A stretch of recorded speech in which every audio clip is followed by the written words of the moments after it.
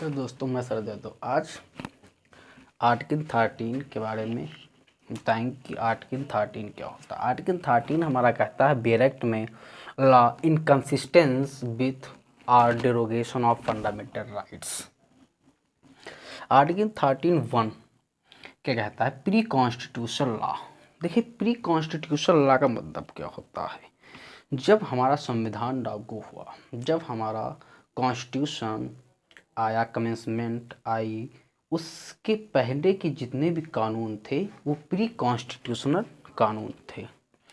Article 13(1) क्या कहता है, आर्टिकल 13(1) कहता है कि प्री कॉन्स्टिट्यूशनल लॉ जो हमारे टेरिटरी ऑफ इंडिया में हैं, अगर वो फंडामेंटल राइट्स के किसी भी प्रोविज़न या फंडामेंटल राइट्स को वायलेशन करते हैं, फंडामेंटल राइट्स का वायलेशन करते हैं, तो उन्हें अनइन्फोर्सेबल कर दिया जाएगा, अनइन्फोर्सेबल कर दिया जाएगा या वाइड कर दिया जाएगा।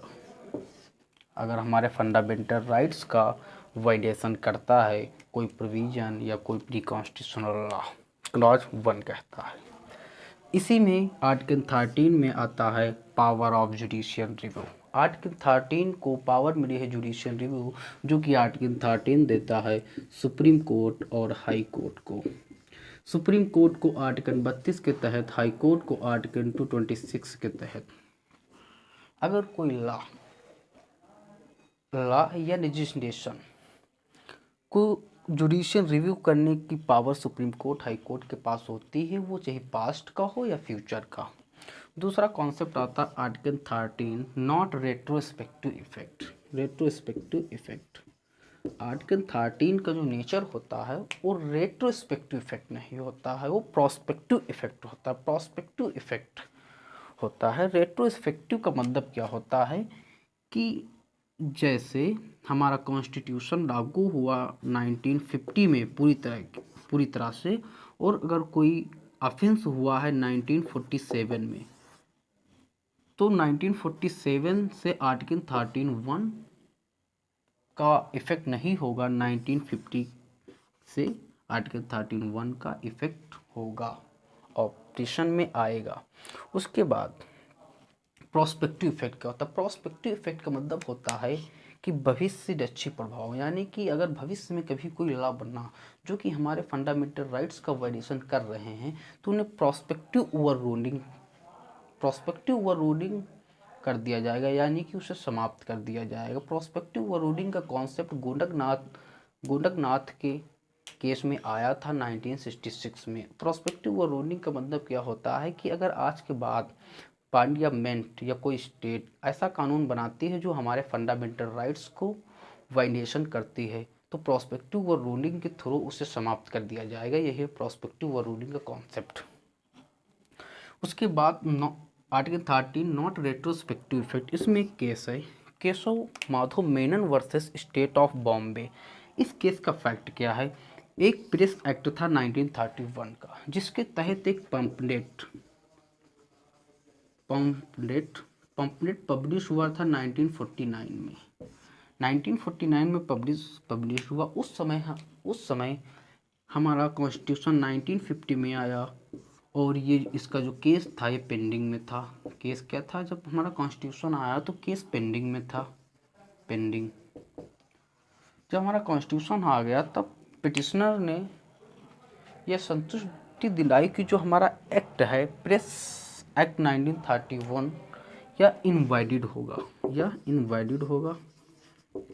होगा किस आधार पर, क्योंकि हमारा कॉन्स्टिट्यूशन हमें फ्रीडम देता है 19(1)(a) का, स्पीच एंड एक्सप्रेशन। इसके तहत ये जो एक्ट होगा ये इनवैलिड होगा। लेकिन सुप्रीम कोर्ट ने कहा ऐसा नहीं, हमारा आर्टिकल 13(1) तभी लागू होगा जिस डेट से हमारा कॉन्स्टिट्यूशन लागू हुआ, उसी डेट से हमारे फंडामेंटल राइट्स ऑपरेटिव होंगे, ना कि पीछे से। जो ये ऑफेंस हुआ था ये 1949 में हुआ था, और हमारा कॉन्स्टिट्यूशन 1950 में आया। इसीलिए सुप्रीम कोर्ट ने कहा कि आर्टिकल 31 वहाँ पर नहीं होगा, और ये जो केस था वो कंटिन्यू चलेगा। उसके बाद डक्ट्राइन ऑफ सेवरेबिलिटी या डक्ट्राइन ऑफ सेपरेबिलिटी। डक्ट्राइन ऑफ सेवरेबिलिटी या डक्ट्राइन ऑफ सेपरेबिलिटी क्या होता है? इसी आर्टिकल क्लॉज 1 में ये डक्ट्राइन आया, डक्ट्राइन ऑफ सेवरेबिलिटी। जैसे कोई कानून है, जैसे कोई लॉ है, उस लॉ का इतना हिस्सा क्या है? अनकॉन्स्टिट्यूशनल है, इतना हिस्सा अनकॉन्स्टिट्यूशनल है। तो डक्ट्राइन ऑफ सेपरेबिलिटी यही कहता है अगर इतना हिस्सा अनकॉन्स्टिट्यूशनल है तो उसको लॉ से निकाल दिया जाए, इतना हिस्सा निकाल दिया जाए और बचा जो रेस्ट पार्ट है उसे वैसे ही रखा जाए। यही कहता है डक्ट्राइन ऑफ सेपरेबिलिटी। इसमें कहा गया, सुप्रीम कोर्ट ने कहा अगर कोई स्टैट्यूट या कोई लॉ जिसका कोई भाग जो कि अनकॉन्स्टिट्यूशनल है तो उसे हटा दिया जाए, उसे सेपरेट कर दिया जाए, ना कि हम पूरे कानून को, पूरे स्टैट्यूट को हम इनवैलिड कर दें। यही कहता है डक्ट्राइन ऑफ सेपरेबिलिटी या सेपरेबिलिटी। उसके बाद इसी में आया एक case A.K. Gopal versus state of Madras. इस केस में क्या हुआ? Preventive detention act 1950। Preventive detention act 1950 का सेक्शन 14 अल्ट्रा वायलेंस कर रहा था, मतलब कि जिस पर्पस से उसे रखा गया कानून में वो पर्पस उन शक्तियों से परे था।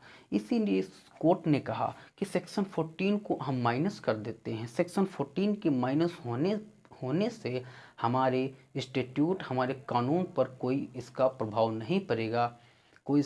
नहीं पड़ेगा, हमारे कानून के नेचर और सब्जेक्ट ऑफ द स्ट्रक्चर पर कोई इफेक्ट नहीं पड़ेगा। इसीलिए सेक्शन 14 को इनवैलिड कर दिया गया। दूसरा केस है S N. Bansara versus state of Bombay. S N. Bansara versus state of Bombay में क्या हुआ था? बॉम्बे प्रोविजन एक्ट 1949 था। इसमें कोर्ट ने कहा कि जो भी प्रोविजन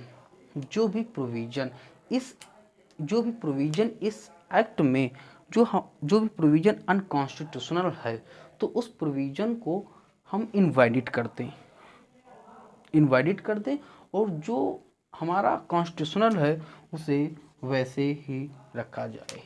दो केस थे। उसके बाद हमारा डक्ट्राइन ऑफ इक्लिप्स।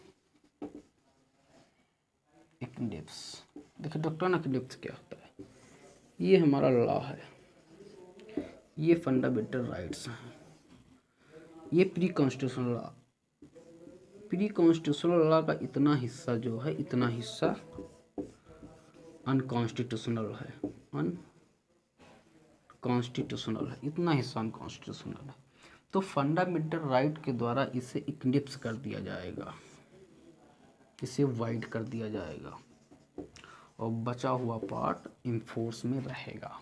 डक्ट्राइन ऑफ इक्लिप्स का मतलब क्या होता है कि अगर कोई प्री कॉन्स्टिट्यूशनल लॉ हमारे फंडामेंटल राइट्स का वायलेशन करता है तो उसको अनइन्फोर्सेबल कर दिया जाएगा, मैरी बॉन्ड कंडीशन में रख दिया जाएगा, स्लीप मोड में चला जाएगा।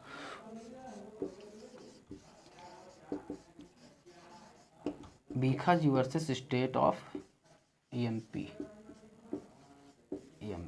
Bhikhaji versus state of MP के केस में क्या हुआ था? इसमें एक प्री कॉन्स्टिट्यूशनल लॉ था जिसे हम कहते हैं मोटर व्हीकल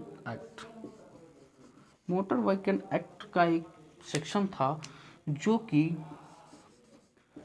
मोटर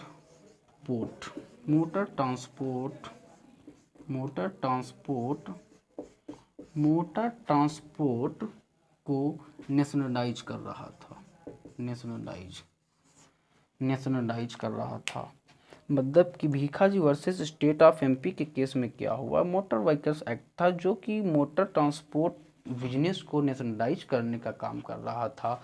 तो इसमें क्या हुआ कि हमारे आर्टिकल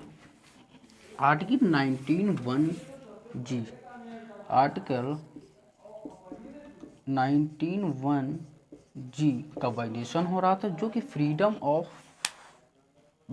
बिजनेस ऑक्यूपेशन देता है, इसका वायलेशन हो रहा था। इसमें क्या हुआ? 19(6) स्टेट अथॉरिटी राज्य चाहे तो किसी भी बिजनेस को, किसी को भी नेशनलाइज कर सकता है। तो इसमें क्या हुआ, देखिए जो कानून बनाया गया था राज्य के इंस्टीट्यूट अथॉरिटी के द्वारा इस कानून को बनाया गया था। तो ये 19×6 कहता है कि अगर स्टेट चाहे तो मोटर ट्रांसपोर्ट बिजनेस को नेशनलाइज कर सकता है। इसीलिए 1951 में ये अमेंडमेंट हुआ, 1951 में अमेंडमेंट हुआ और फिर से वो प्रोविज़न एक्टिव मोड में आ गया, एक्टिव मोड में आ गया। बस यही है डॉक्ट्राइन ऑफ इक्लिप्स।